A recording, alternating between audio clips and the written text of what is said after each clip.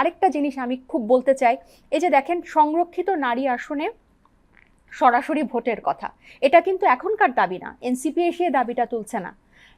80-র দশক থেকে কিন্তু এই হাসিনা এরশাদ পতনের পর থেকে যখন আবার নির্বাচন পরিবেশ তৈরি হলো বাংলাদেশে, তখন ফরিদা আক্তার, উপদেষ্টা ফরিদা আক্তারের একটা বই থেকে কিন্তু আমরা এটা জানতে পারি, তখন বাংলাদেশের সব নারী সংগঠন, ঐক্যবদ্ধ নারী সমাজ নামে, তারা কিন্তু এই সংরক্ষিত নারী আসনে, বাংলাদেশ মহিলা সমিতি ছাড়া, যেহেতু তারা আওয়ামী লীগের সাথে যুক্ত ছিল, এই সংরক্ষিত নারী আসনে সরাসরি ভোটের কথা বলেছিল।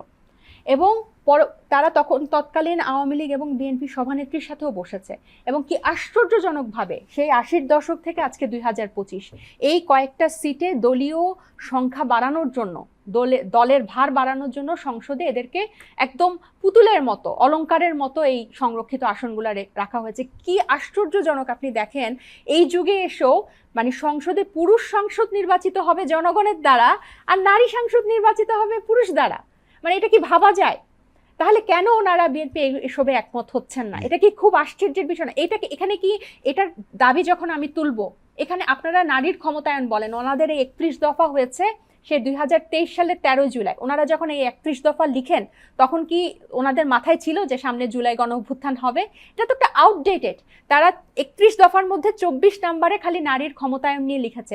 কিন্তু আপনারা যদি সংরক্ষিত আসনগুলাতে এভাবে সিলেকশন দেন, আপার হাউসেও যদি আবার এই সিলেকশন দেন, তাহলে তো নারীর ক্ষমতায়ন হবে না। আমার মনে হয় না যে আমাদের এই দাবিগুলাকে প্রতিহিংসা রূপে দেখে, এগুলো আসলে জাতীয় স্বার্থে।